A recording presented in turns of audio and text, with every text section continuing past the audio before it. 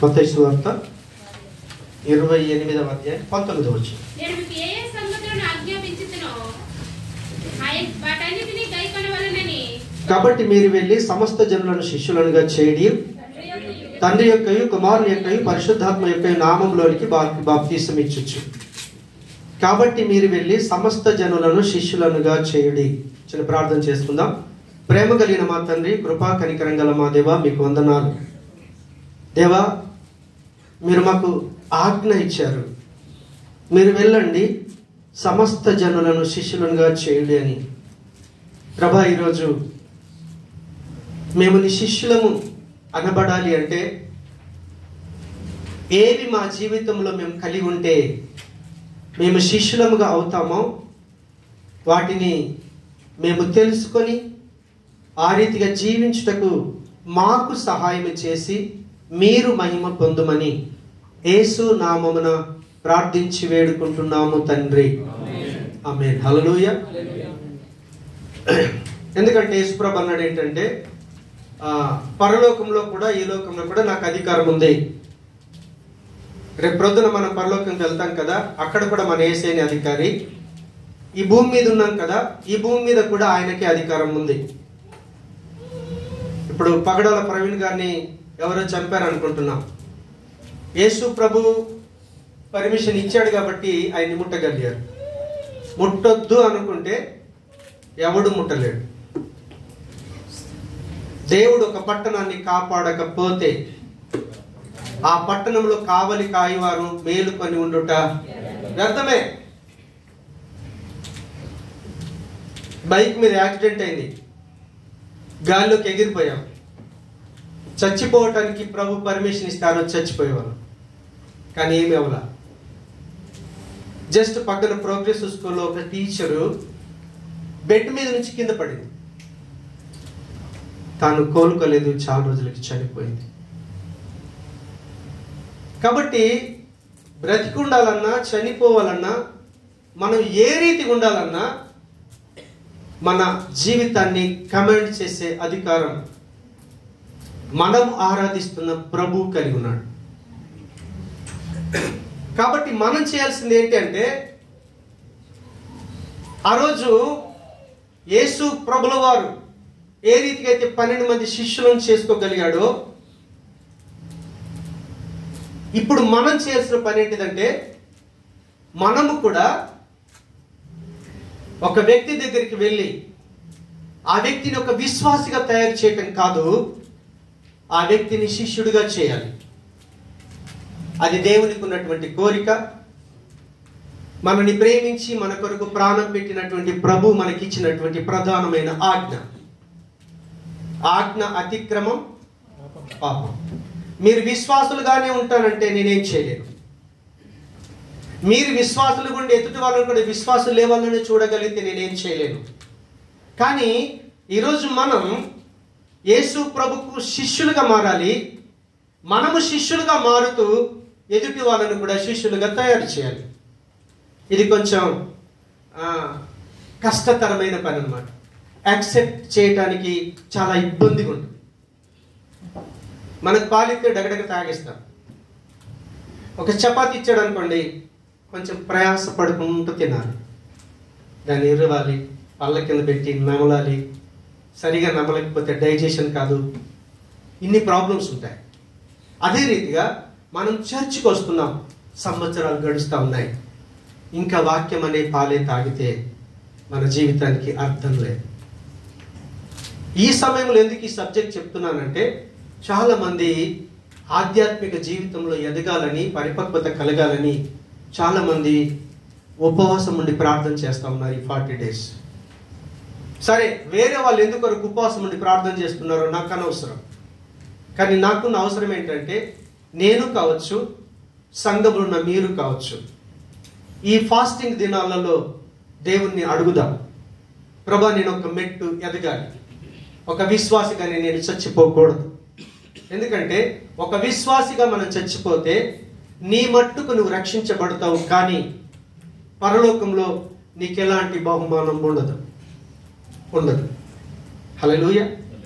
మన లైఫ్ ఎలా ఉండాలంటే, వెండి బంగారం వెలగల రాళ్ళలాగా ఉండాలి. గడ్డి కొయ్య కర్రలాగా ఉంటే గడ్డిని కాల్చండి, కొయ్యను కాల్చండి, కర్రని కాల్చండి, లాస్ట్కు బూడిదే మిగులుతాయి. కానీ వెండిని కాల్చండి, బంగారం కాల్చండి, ఒక డైమండ్ని కాల్చండి, అది ఇంకా ప్యూరిఫై అవుతూ ఉంటుంది, ఇంకా దానికి వన్నీ వస్తూ ఉంటుంది. కాబట్టి మన లైఫ్ ఈ భూమి మీద ఒక క్రైస్తవుడిగా ఎలా ఉండాలి అంటే వెండిలాగా, బంగారంలాగా, వజ్ర వైడూరులాగా ఉండాలి. అందుకొరకని మనం ప్రయాసపడితే తప్ప, మనం శ్రమ తీసుకుంటే తప్ప, మనం ఇష్టపడితే తప్ప మన లైఫ్లో దాన్ని సాధించలేం.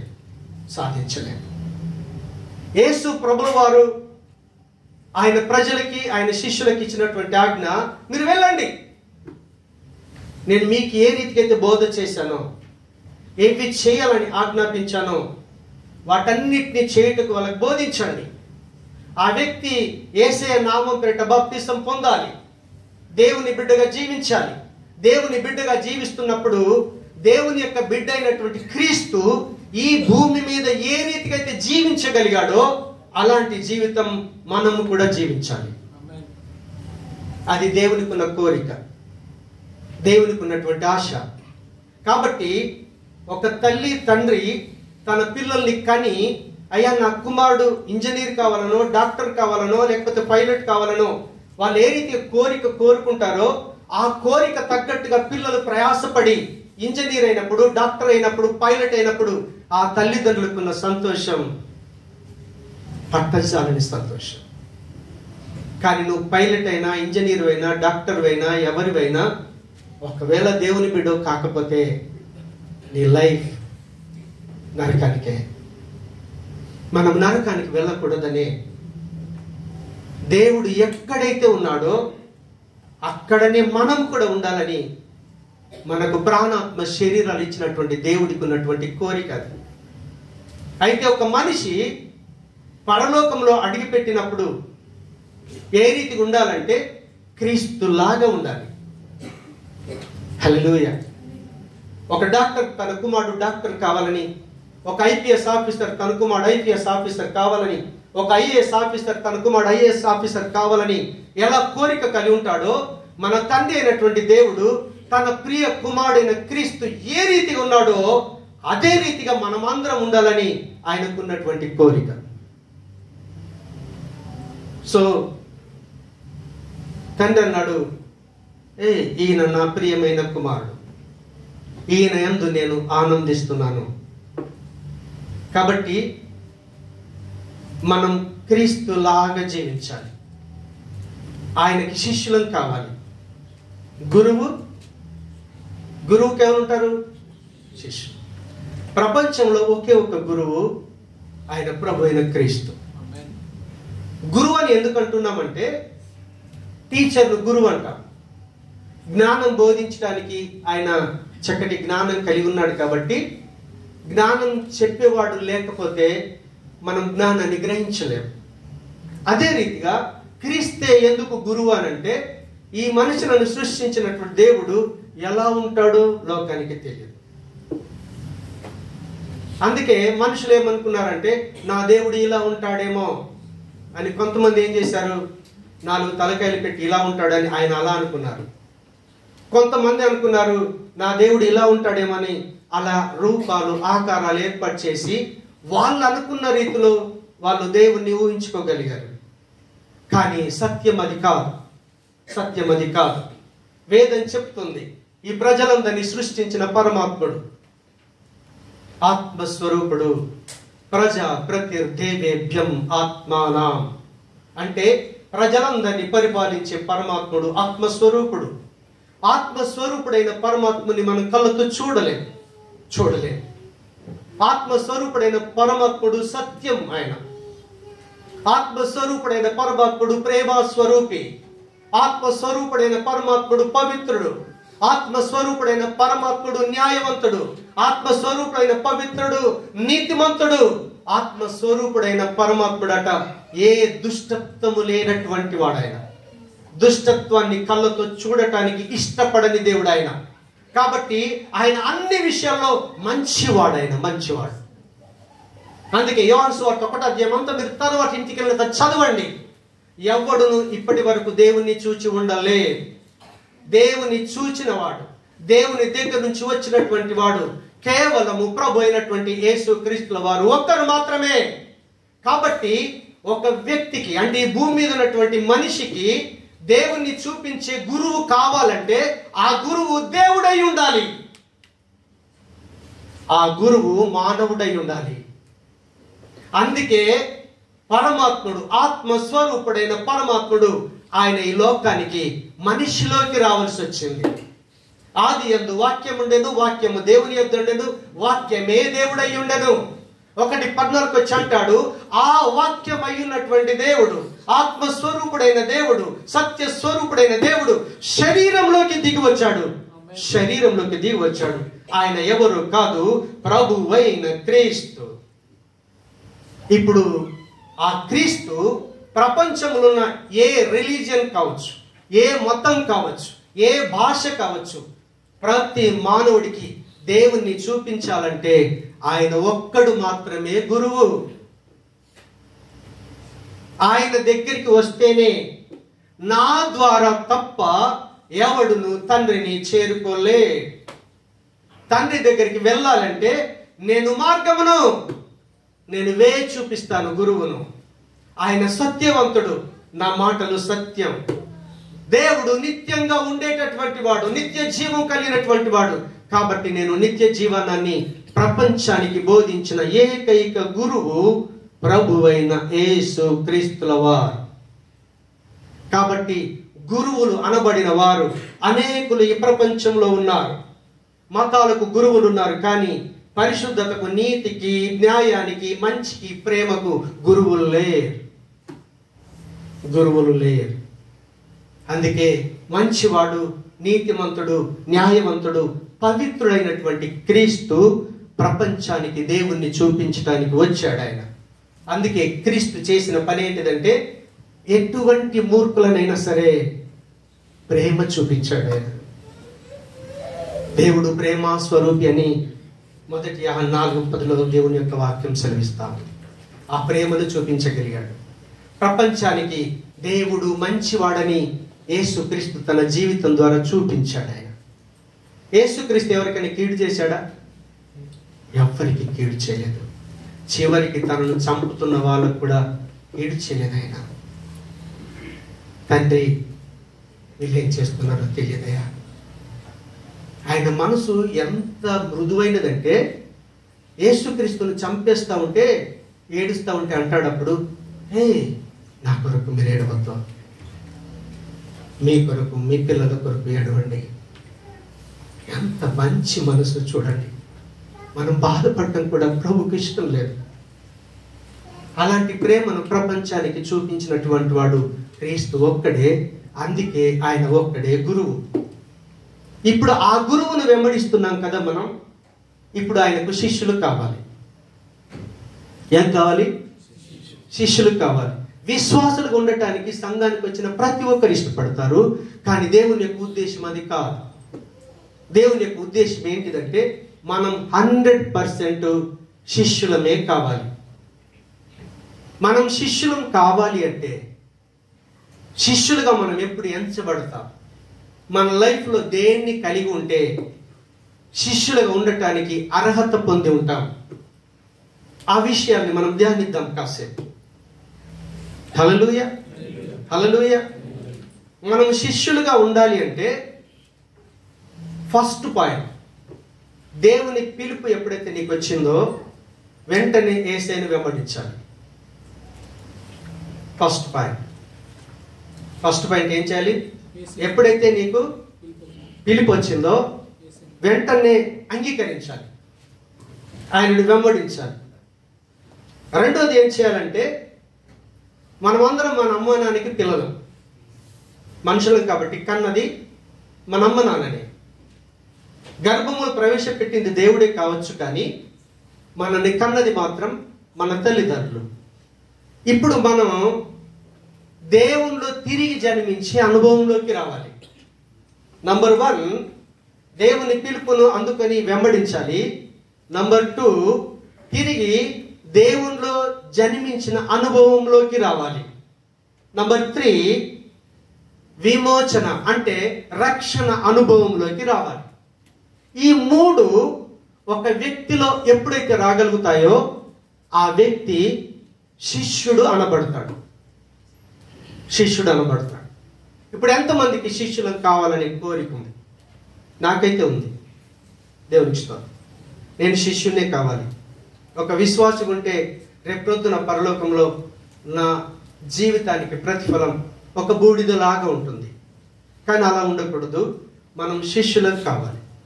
కాబట్టి శిష్యులకు కావాలి అంటే యేసు ప్రభుల వారు శిష్యులుగా చేసుకునేటప్పుడు వాళ్ళని పిలిచాడు కదా. ఒక సన్నివేశాన్ని మనం ధ్యానిద్దాం. మత్తయి సువార్త 4వ అధ్యాయం 20వ వచనం ఒకసారి చూద్దాం.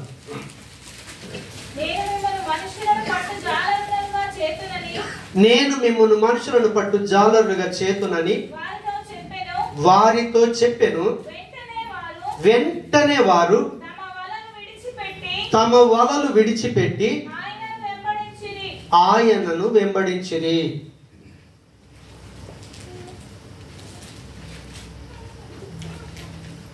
చూడండి, యేసు ప్రభు శిష్యుల జీవితాలలో పేతురును దేవుడు పిలిచాడు.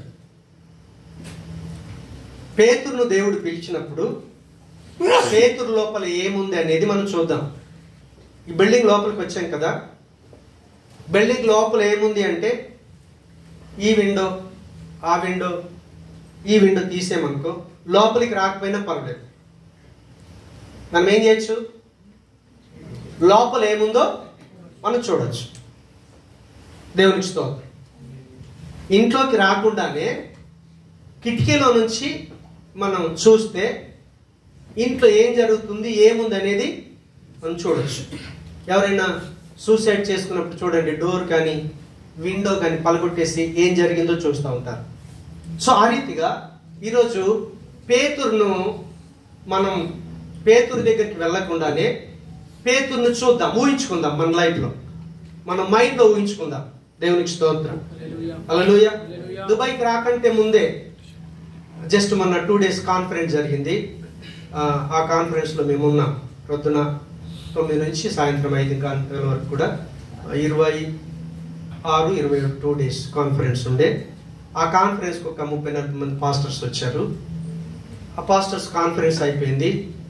అయిపోయిన తర్వాత దుబాయ్ విజిట్ చేయాలి కాబట్టి అయ్యగారు మాకు బస్ అరేంజ్మెంట్ చేయండి అన్నారు. బస్ అరేంజ్మెంట్ చేశాం. చేసిన తర్వాత బస్సు వచ్చింది కదా. మనం ఇప్పుడు బుర్జ్ ఖలీఫా చూడటానికి వెళ్తున్నాం. వాళ్ళ ఆలోచన ఎక్కడుంది? సార్ అది ఎలా ఉంటుంది అని అడిగా. అಲ್ಲಿకి ఎక్కలేదు, చూడలేదు. అడికి వెళ్ళలేదు. సార్ అద్భుతంగా ఉంటుంది. అది ఎంత అందంగా ఉంది సార్, చూసావా? కళ్ళతో దాన్ని చూడకంటే ముందే ఆయన ఊహల్లోకి వెళ్ళిపోయాడు ఆయన. అదే రీతిగా పేతురు లైఫ్లోకి మనం వెళ్ళిపోవాలి. అప్పుడు పేతురు లైఫ్ ఏంటో, శిష్యత్వం అంటే ఏంటో మనకు అర్థమవుతుంది. కాబట్టి ఇప్పుడు చూడండి, ఆ మాట మళ్ళీ చదువుపెట్టు.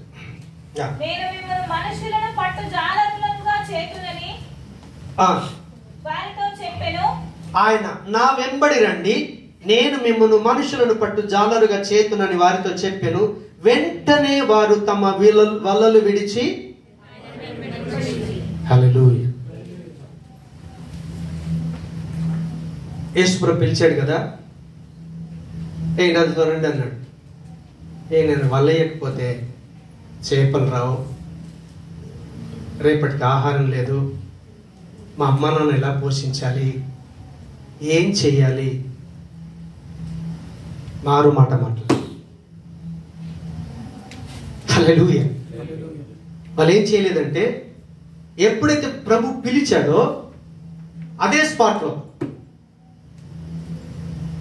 వాళ్ళని విడిచిపెట్టేశారు.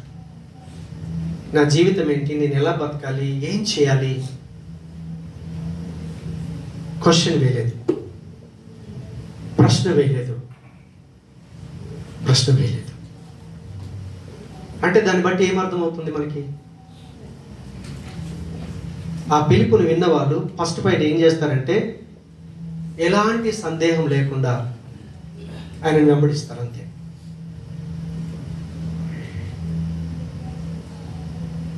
ఫస్ట్ పాయింట్ ఏమనుకున్నాం మనం? పిలుపు విని ఆయనను వెంబడించాలి. ఆ ఫస్ట్ పాయింట్లో మనం చూస్తే వాళ్ళు ఏ ప్రశ్న వేయకుండా వాళ్ళ జీవితం గురించి కానీ వాళ్ళ కుటుంబం గురించి కానీ రేపేంటి అనేది ఏది కూడా ఆలోచన చేయకుండా వాళ్ళు స్పాట్లో వలలు విడిచిపెట్టేశారు, యేసు ప్రభును వెంబడించేశారు. దేవునికి స్తోత్రం. ఒకసారి లూకాసు వార్త 9:23 చదువుదాం.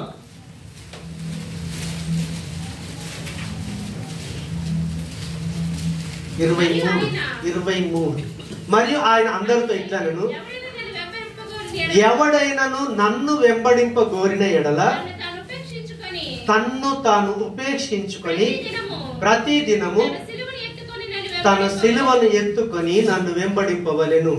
మరియు ఆయన అందరితో ఇట్లనెను, ఎవడైనను నన్ను వెంబడింపగోరిన ఎడల తన్ను తాను ఉపేక్షించుకొని ప్రతి దినము తన సిలువను ఎత్తుకొని వెంబడింపవలెను. ఎవడైనను, సరే ఎవరైనా కావచ్చు, డాక్టర్ కావచ్చు, ఇంజనీరింగ్ కావచ్చు, డబ్బులు ఉన్నవాళ్ళు కావచ్చు, డబ్బులు లేనోళ్ళు కావచ్చు, చదువు ఉన్నోళ్ళు కావచ్చు, చదువు లేనోళ్ళు కావచ్చు, నువ్వు పొట్టిగా ఉండొచ్చు, పొడుగుండొచ్చు, అందంగా ఉండొచ్చు, అందం లేకపోవచ్చు. హల్లెలూయా. ఎవరైనా సరే నువ్వు యేసుక్రీస్తుని వెంబడించాలి అంటే, యేసుక్రీస్తుని వెంబడించడం అంటే ఇప్పుడు యేసు ఎక్కడున్నాడు? తండ్రి కుడిపార్శ్వాన ఉన్నాడు కదా, పరలోకంలో ఉన్నాడు కదా.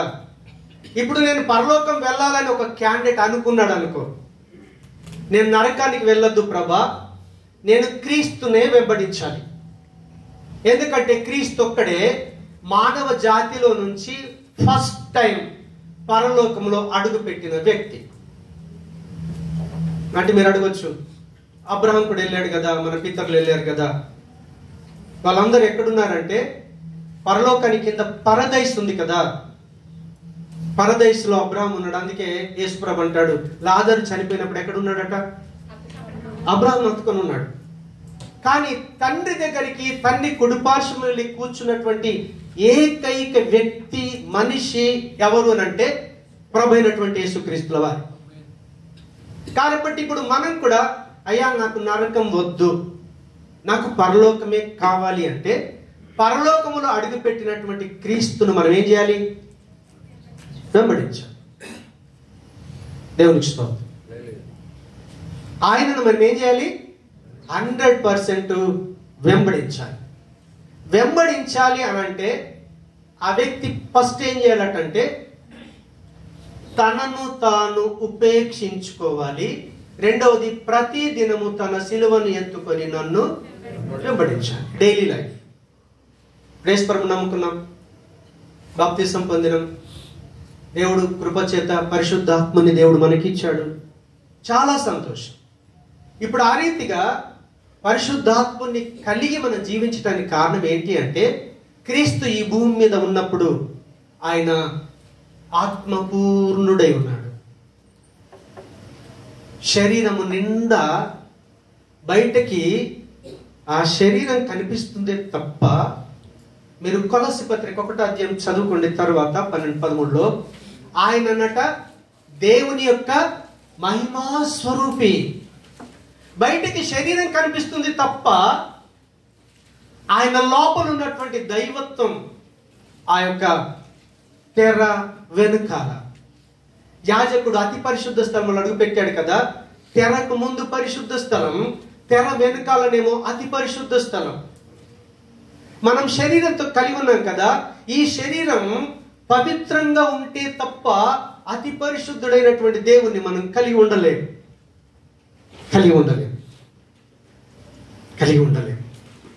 హల్లెలూయా. క్రీస్తు ఆ రీతిగా ఆత్మపూర్ణుడుగా దైవత్వాన్ని, దేవుణ్ణి కలిగి ఉన్నాడే శరీరంలో, అదే రీతిగా పనికిరాని మనం, మట్టివారమైన మనం ఈరోజు దేవుని మహిమ చేత నింపబడ్డాం. ఇందాక పాట పాడాం కదా, నేను మట్టివాణ్ణి, నువ్వేమో మహిమ కలవాడవు. కానీ ఈరోజు క్రైస్తవుడిగా అయినందుకు మనం ఎంత భాగ్యవంతులము అంటే, మహిమ స్వరూపి అయిన పరమాత్ముని మన లోపల కలిగి ఉన్నాం, మన జీవితంలో కలిగి ఉన్నాం. అందుకే ఈరోజు మనం ఏమంటున్నారంటే, దేవుని బిడ్డలు, దేవునికి ప్రియమైన కుమార్తెవు, దేవునికి ప్రియమైన కుమారుడివి. ఇప్పుడు క్రీస్తు ఈ భూమి మీద ఏ రీతిగా అయితే తనను తాను ఉపేక్షించుకున్నాడో, యేసు ప్రభుల వారి జీవితాన్ని చూడండి. సొంత భార్య లేదు, సొంత పిల్లలు లేరు, సొంత ఆస్తిపాస్తులు లేవు. యోహాను శిష్యులు ఒక శిష్యుడు యేసు ప్రభు దగ్గరికి వచ్చాడు. అసలు ఈయన ఎక్కడుంటాడో ఎక్కడ పడుకుంటాడో చూద్దామని ఆయన ఎప్పుడైతే అనుకున్నాడో, రానాను అన్నాడు. వెళ్ళి చూస్తే తల వాల్చుకోవటానికి కూడా ఆయనకి స్థలం లేదు. అంటే ఇప్పుడు దాని అర్థం ఏంటంటే, ఇప్పుడు మనం క్రీస్తును వెంబడిస్తున్నాం కదా, క్రీస్తును వెంబడిస్తున్నటువంటి మనం తన్ను తాను ఉపేక్షించుకోవాలి. హల్లెలూయా. ఇప్పుడు మనం చేయాల్సింది ఏంటంటే, తన్ను తాను ఉపేక్షించుకోవటం అంటే స్వార్థం. అర్థమవుతుందా? నేను, నాది. నువ్వేమన్నా తిట్టు, నన్ను అన్నావా? యేసు ప్రభుని తిట్టినా సరే వాడికి రోషం ఉంటుంది, కానీ ఆయన్ని తిట్టేవా? అహం అహం. సాతానుడు అహంతో పడిపోయాడు. లూసిఫర్కు పరలోకంలో భూమి మీద అధికారం ఇచ్చాడు దేవుడు. ఎప్పుడైతే అధికారం కలిగి ఉన్నాడో వాడు అనుకున్నాడు ఏంటో తెలుసా? దేవుని సింహాసనమున కంటే ఇంకా కొంచెం హైట్ సీట్ కావాలనుకున్నాడు. ఎందుకో తెలుసా?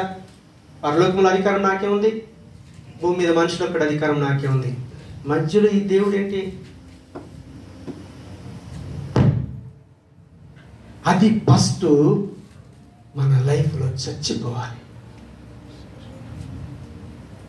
స్వార్థం అనేది చచ్చిపోవాలి.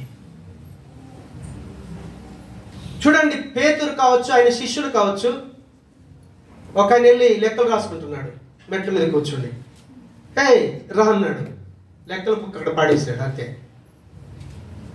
క్రీస్తును వెంబడించాడు. ఆ రీతిగా స్వార్థం అనేటటువంటి ఆలోచన కావచ్చు, స్వార్థమైన తలంపులు కావచ్చు, స్వార్థపూరితమైన ప్రతి ప్రవర్తన మనలో చచ్చిపోకపోతే క్రీస్తును వెంబడించలేదు. క్రీస్తుని వెంబడించలేదు. దేవునికి స్తోత్రం. హల్లెలూయా. అందుకే ప్రభు అన్నాడు, తన్ను తాను ఉపేక్షించుకొని.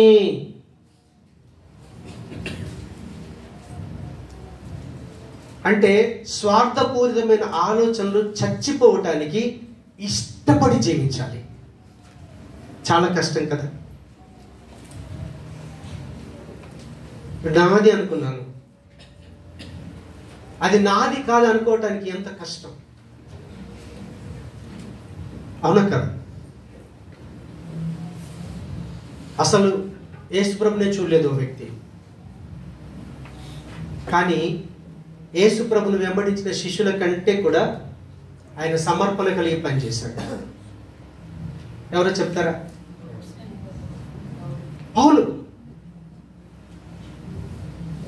పౌలు లైఫ్ను మనం ముందు పెట్టుకుంటే, పౌలు ఒకసారి చెప్తాడు. ఒకసారి ఫిలిప్పీ పత్రిక 4వ అధ్యాయం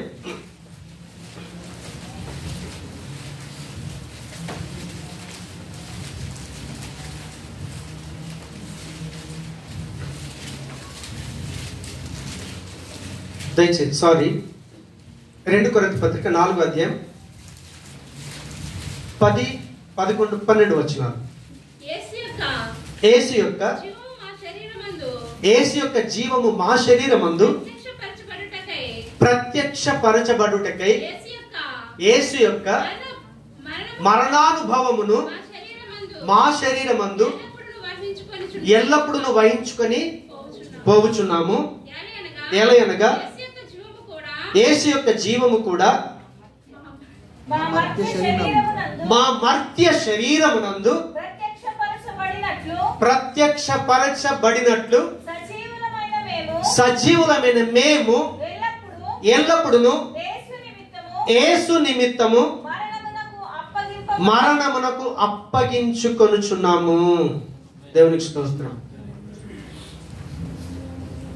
ఇప్పుడు మనం లూకాసు వార్త 9:23లో తను తాను ఉపేక్షించుకొని తన సిలువనెత్తుకొని అన్నాడు. సిలువ ఏంటో చెప్తారా? రోమా ప్రభుత్వం ఒక వ్యక్తిని భయంకరంగా హింసించి చంపాలి అంటే వాళ్ళు సిలువను ఎన్నుకున్నారు. అందుకే యేసుప్రభుడు ఏం చేశారు? సిలువ మీదనే చంపారు.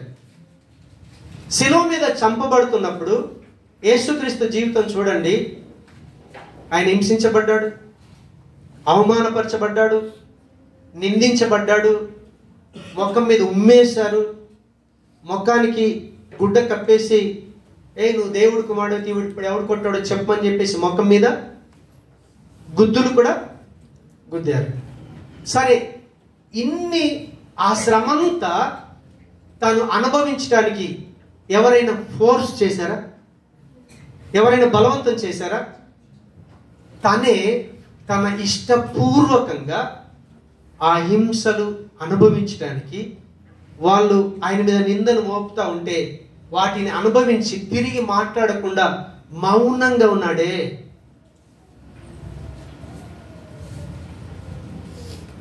అంటే నాలో ఉన్న స్వార్థం చచ్చిపోవాలి.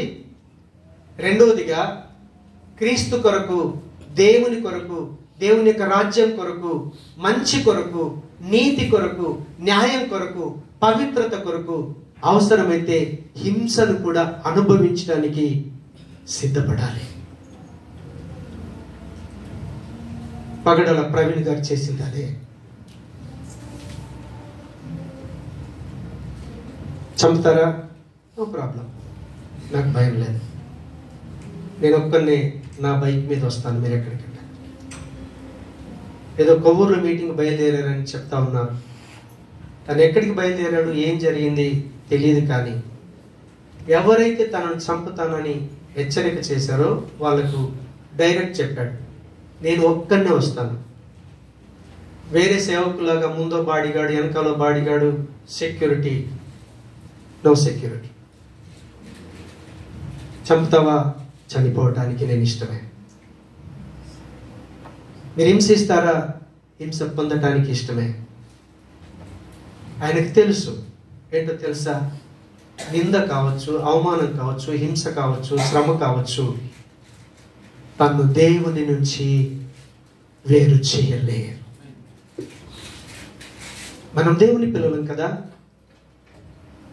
దేవునితో జతపడటానికి, మనం దేవుడితో అనుబంధం కలిగి ఉండటానికి క్రీస్తు సమస్తం త్యాగం చేసుకొని మన కొరకు, మనం చేసిన తప్పుల కొరకు, పాపం కొరకు శిక్షను అనుభవించడానికి తను ఇష్టపూర్వకంగా సిలువను ఎత్తుకున్నాడు. ఆయన తను ఇష్టపూర్వకంగా తన శరీరం అంతా కూడా నాగటి సాళ్ళ వలె దున్నబడటానికి తాను అప్పగించుకున్నాడు.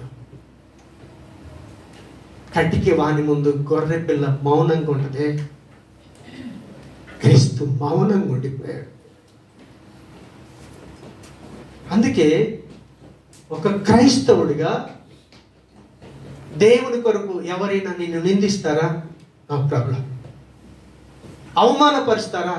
No problem. హింసిస్తారా? No problem. కొట్టేస్తారా? No problem. చివరికి చంపేస్తారా? No problem. ఇష్టపడాలి. మణిపూర్ ప్రజలు చేసిన త్యాగం అది. మణిపూర్ ఉన్న క్రైస్తవులు మనకు మాదిరి. ఈరోజు ప్రాణం పెట్టి హతసాక్షిగా ప్రవీణ్ పాస్టర్ గారు మనకు సాక్షి. ఆయన కాబట్టి మనల్ని మనం ఉపేక్షించుకొని ఇక నాది నేను అన్న దాన్ని చంపుకొని మనం అవసరమైతే చనిపోవటానికి శ్రమలు, నిందలు, అవమానం అనే ఆ సిలువను మనం మోయటానికి ఎప్పుడైతే ఇష్టపడతామో అప్పుడు శిష్యుడిగా అయ్యే అర్హతను మనం పొందుకుంటాం. సరే, కొన్నిసార్లు దేవుడు అనుమతిస్తాడు, కొన్నిసార్లు అనుమతించు. అబేద్నెగోలను, షడ్రక్, మేషక్, అబేద్నెగోలు అగ్నిలో వడబేయటానికి సిద్ధపడితే వాళ్ళు ఒకటి చెప్పారు, మా దేవుడు సమర్థుడు, తప్పించుతాడు. ఒకవేళ తప్పించకపోయినా సరే ఆయననే దేవుడు. వాళ్ళు ఏం చేశారు? తీసి అగ్నిలో పడవేశారు. దేవుడి యొక్క కనికరం, దేవుడే వాళ్ళ మధ్యకి దిగొచ్చాడు. ఆ రాజు అంటున్నాడు, అందులో పడేసిన వాళ్ళు ప్రధాన మంత్రులు అంటున్నారు, ఏంట్రా మనం ముగ్గురిని పడేసాం కదా, నాలుగో వ్యక్తి కనిపిస్తున్నాడు ఏంటి? వాళ్ళ తల వెంట్రుకలు కావచ్చు, చొక్కాయిలు కావచ్చు, బాడీ కావచ్చు, ఎక్కడ కూడా కనీసం స్మెల్ కూడా రాలేదట. కాపాడాలనుకోండి దేవుడు కాపాడుతాడు. ఒకవేళ ఆయన దగ్గరికి ప్రియమైన బిడ్డ నా దగ్గరికి రా అని తను తీసుకొని ఇష్టపడితే వెళ్ళిపోవటమే. కాబట్టి దాని కొరకని మనం నిందలైన, అవమానాలైన, హింసలైనా భరించడానికి నువ్వు ఇష్టపడితే దేవుడు సామర్థ్యం ఇస్తాడు. నువ్వు ఇష్టపడకపోతే దేవుడు సామర్థ్యం ఇవ్వడు. అలా అగ్నిలో పడటానికి వాళ్ళు సిద్ధపడ్డారు కాబట్టి ప్రొటెక్షన్ ఇచ్చాడు. అమ్మో మొదలే కాలిపోతానని భయపడితే వాళ్ళు రెండో అగ్ని ఉందే దాన్ని తప్పించుకునే వాళ్ళు కాదు. దాన్ని చూశారు వాళ్ళు, నువ్వేసే అగ్నిగుండం స్పాట్లో మమ్మల్ని చంపేస్తుంది, నో ప్రాబ్లం, నువ్వు చంపకపోయిన ఒకరోజు మేము ఎలాగైనా చచ్చిపోతాం, కానీ దీని తర్వాత అగ్నిగుండం అక్కడ ఉంది కదా, దాని నుంచి ఎవడు మమ్మల్ని తప్పించలే, నరకం నుంచి తప్పించేవాడు ఎవడు లే. కాబట్టి ఈ అగ్నిని స్వీకరిస్తే ఆ అగ్ని తప్పించబడుతుంది. ఈ అగ్నిని నువ్వు స్వీకరించకపోతే నువ్వు ఆ అగ్నిలో పడతావు. చావా జీవించాలా? ఎవడైతే తన ప్రాణాన్ని దేవుని కొరకు పోగొట్టుకుంటాడో వాడు దాన్ని కాపాడుకుంటాడట. ఒకవేళ శ్రమ వచ్చింది, నిందొచ్చింది, చంపేస్తారని నువ్వెప్పుడైతే నేను క్రైస్తవుని కానంటావో 100% ఇప్పుడు వాడి చేత తప్పించబడతావు, కానీ 100% నరకానికి వెళ్తావు. కాబట్టి ఒక విశ్వాసిగా కాదు, ప్రభా నేను శిష్యుడిగా జీవించాలి, అలాంటి జీవితం కొరకు ఎప్పుడైతే నన్ను నీ బిడ్డగా జీవించాలని పిలుచుకున్నావో, నీ కుమారుడైన క్రీస్తు ఏ రీతిగా పరలోకంలో ఉండాలని ఉంచుకున్నావో, ఆయనను వెంబడిస్తున్న మాకు కూడా పరలోకంలో స్థానం ఇచ్చావే, గృహం ఏర్పాటు చేసావే, నేను అక్కడికి వెళ్ళాలి. కాబట్టి దేవా దినదినం నేను నాది అనే స్వార్థాన్ని జయించిన కొరకు అవసరమైతే మరణాన్ని అయినా సరే, శ్రమనైనా సరే, నిందనైనా సరే ప్రభా నేను నీకు అప్పగించుకుంటుండగా దానిని భరించే శక్తి నాకు దయచే ప్రభా అని దేవునికి అప్పగించుకుందాం. మన జీవితాన్ని ప్రభుకి అప్పగించుకుందాం. ఎవరికి వాళ్ళం ప్రభా నేను శిష్యుడిగా ఉండాలి.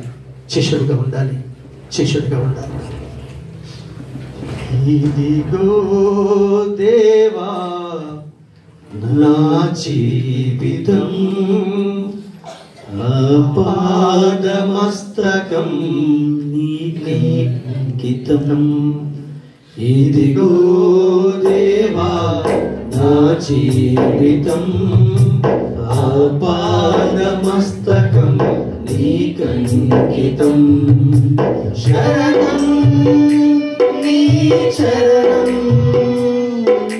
శరణం నీ చరణం, శరణం నీ చరణం, శరణం నీ చరణం. ఇదిగో దేవా అప్పగించుకుందాం, మన జీవితాన్ని అప్పగించుకుందాం. పాదమస్తకం నీకంకితం. పలుమార్లు తొలగినారు నీ పరలోక దర్శనము నుండి, విలువైన నీ దివ్య పిలుపుకు నీ తగినట్లు